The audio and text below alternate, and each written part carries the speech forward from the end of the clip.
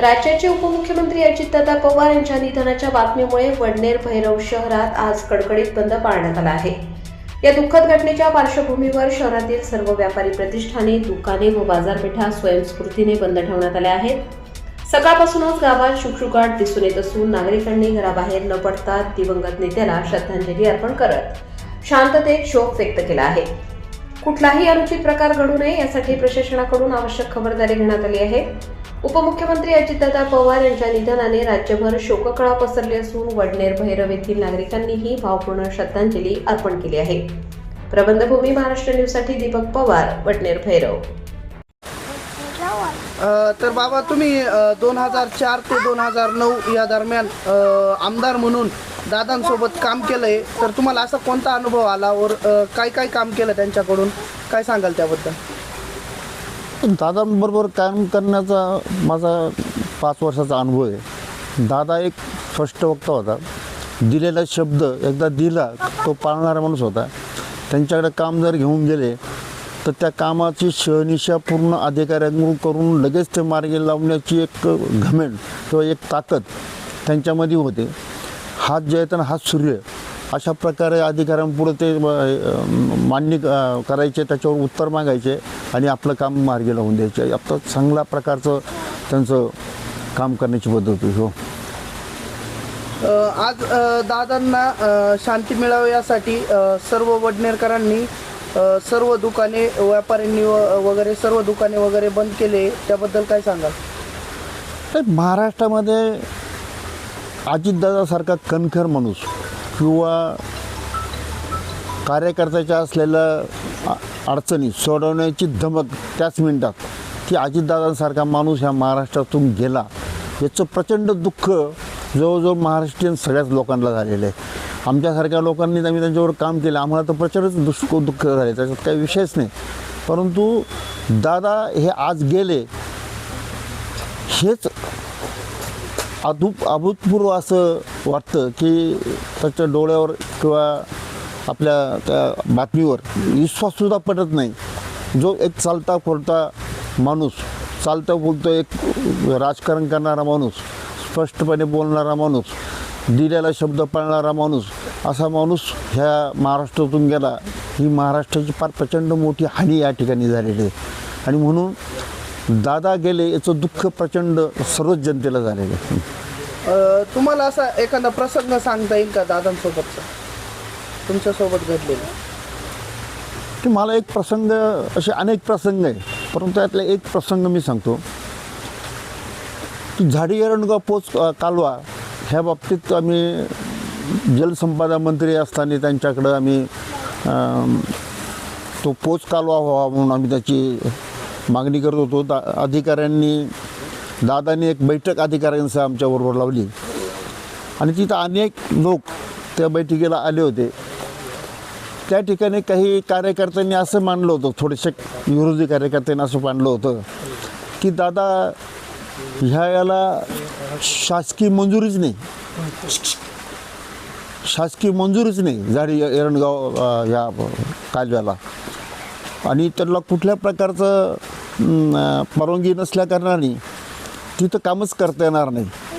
पण मी राज्यपालाच्या आदेशानुसार त्याला शासकीय मंजुरी मिळवण्याचा एक कागद त्यांच्यापुढं ठेवला आणि त्यावेळेस दादा त्या अधिकारावर प्रचंड भनकले की चुकीची माहिती एक मंत्र्यासमोर ठेवतात आणि प्रचंड त्यांना ते खसकवलं त्यांनी।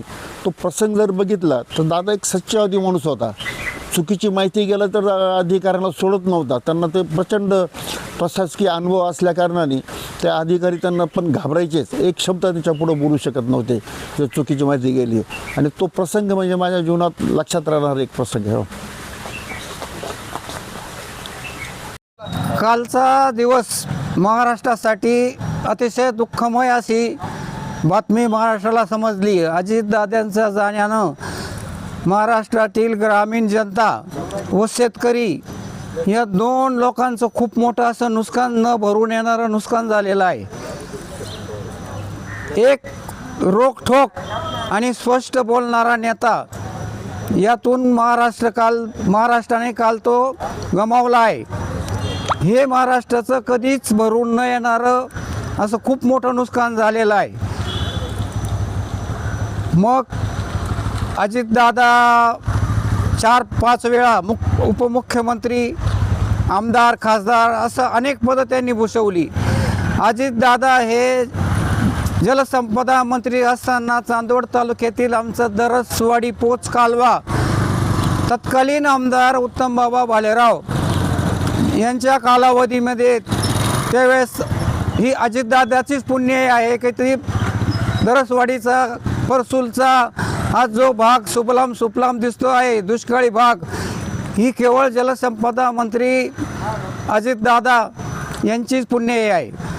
ग्रामीण जनतेसाठी, ग्रामीण जनतेचा कैवारी म्हणून अजितदादांनी भरपूर अशी कामं केले. त्या कामाच्या रूपामध्ये ही महाराष्ट्रातील ग्रामीण जनता व शेतकरी अजितदादाला कधीच विसरू शकणार नाही. काल खरे तर संपूर्ण महाराष्ट्रासाठी काळाकुट्ट असा हा दिवस. आपल्या राज्याचे उपमुख्यमंत्री, लोकनेते आदरणीय अजितदादा यांचं विमान दुर्घटनेमध्ये दुःखद असं निधन झालं. प्रशासनावर वचक असणारा, अधिकाऱ्यांना धारेवर धरणारा, गोरगरिबांसाठी काम करणारा हा नेता आज आपल्यातनं निघून गेला. खरं तर शब्दही अपुरे पडतील. दादांच्या बाबतीत बोलायचं झालं तर अतिशय सर्वसामान्य परिस्थितीमध्ये या ठिकाणी त्यांनी पदार्पण केलं. पदार्पण करीत असताना या महाराष्ट्राचा चांद्यापासून बांद्यापर्यंत अभ्यास असणारा हा नेता आणि या अभ्यासातून त्यांनी प्रगल्भ असा महाराष्ट्राचा विकास या ठिकाणी घडवला. खरं तर दादा 6 वेळेस उपमुख्यमंत्री झाले. दादांचं कर्तृत्व जर बघितलं तर दादा हे मुख्यमंत्री होण्याच्या लेवलचे व्यक्ती होते. दुर्दैवाने त्यांचं हे स्वप्न अपुरं राहिलं. अशा दादांना या ठिकाणी तमाम वडनेरकरांच्या वतीने मी भावपूर्ण अशी आदरांजली व्यक्त करतो. आणि आम्ही सर्व वडनेर भैरव ग्रामस्थ, वडनेर ग्रामपालिका तसेच वडनेर भैरव व्यापारी असोसिएशनच्या वतीने दादांना भावपूर्ण आदरांजली वाहण्यासाठी आज या ठिकाणी कडकडीत असा बंद या ठिकाणी ठेवलेला आहे. मी या ठिकाणी दादांना भावपूर्ण श्रद्धांजली अर्पण करतो व थांबतो. खरं तर काल महाराष्ट्रामध्ये अतिशय दुःखद अशी घटना घडली. राज्याचे उपमुख्यमंत्री, आमचे नेते आदरणीय अजितदादा पवार यांचं काल मुंबईवरनं बारामतीकडे जात असताना त्या ठिकाणी विमानाचा एक दुर्दैवी बारामतीमध्ये अपघात झाला. आणि दुर्दैवानं खऱ्या अर्थानं कोणाला स्वप्नात पण वाटत नसेल, कालपर्यंत पूर्ण धडाडीचं काम करणारा माणूस आणि अचानक अशा पद्धतीनं मृत्यू होणं हे खऱ्या अर्थानं हे नियतीला देखील त्या ठिकाणी मान्य नसावं. दादांच्या बाबतीत बोलायचं झालं तर पूर्ण महाराष्ट्राचा दादा म्हणून त्यांनी स्वतःची एक चांगल्या प्रकारची ओळख निर्माण केली. एक प्रचंड प्रशासनावर असणारा दबाव, एक प्रचंड कामाचा असणारा हातखंडा आणि अतिशय तळागाळामध्ये काम करणारा माणूस, प्रत्येक गोष्टीची खडानाखडा माहिती असलेला माणूस, असा दादा खऱ्या अर्थानं दादा जाण्यानं या महाराष्ट्राची जी मोठी पोकळी आहेत ती कधी खऱ्या अर्थानं भरून निघणारी नाही आहेत. खरं तर आज कुणालाही, सर्वसामान्य जनतेलाही पण दादा जाण्याचं जे दुःख झालेलं आहे ते खऱ्या अर्थानं परत महाराष्ट्रासाठी तर फार मोठी हानी झालेली आहे.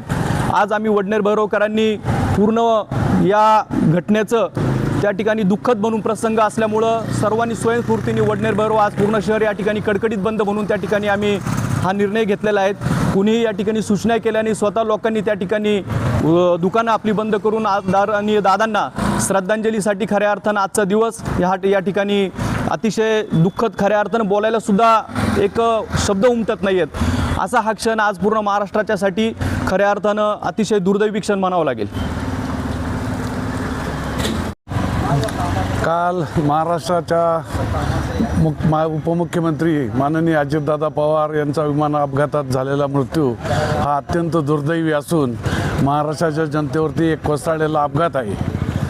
दादांनी महाराष्ट्र द्राक्ष बागायतदार संघाला, शेती क्षेत्राला, इंडस्ट्रीला जे योगदान दिलं ते अत्यंत मोलाचं होतं.